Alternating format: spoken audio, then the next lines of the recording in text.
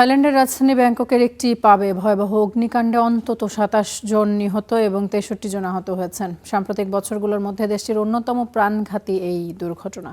ঘটনাস্থলে চলছে উদ্ধার এবং তদন্ত কার্যক্রম।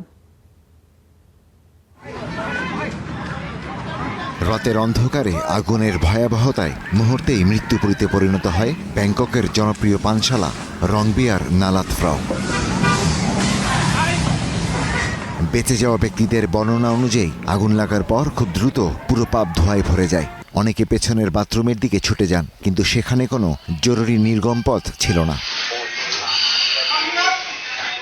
উদ্ধারকর্মীদের বডি ক্যাম ফুটেজে দেখা যায় পাবের ভেতর ও শৌচাগারে আটকে পড়া মানুষকে খুঁজছেন তারা। অনেকের মরদেহ উদ্ধার করা হয়েছে বাথরুম এলাকা থেকে। স্বেচ্ছাসেবী উদ্ধার সংস্থা রুয়াম কতানিউ ফাউন্ডেশন জানিয়েছে মৃতের সংখ্যা বাড়তে পারে।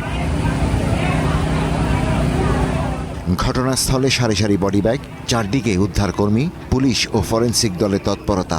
এসব দৃশ্যই তুলে ধরছে দুর্ঘটনার ভয়াবহতা। স্থানীয় গণমাধ্যমের তথ্যানুযায়ী চাতুচাক এলাকার এই পাবে কিভাবে আগুন লেগেছে তা এখনও নিশ্চিত নয়। নিরাপত্তা ব্যবস্থায় কোনো ত্রুটি ছিল কিনা তা খতিয়ে দেখছে তদন্তকারী সংস্থাগুলো। এই ঘটনাকে সাম্প্রতিক বছরগুলোর মধ্যে থাইল্যান্ডের অন্যতম প্রাণঘাতী অগ্নিকাণ্ড হিসেবে উল্লেখ করেছেন দেশটির কর্মকর্তারা। ২০২২ সালে দেশটির একটি পানশালায় এমন অগ্নিকাণ্ডে নিহত হন ১৪ জন। Ishtiaq Hossain, Star news.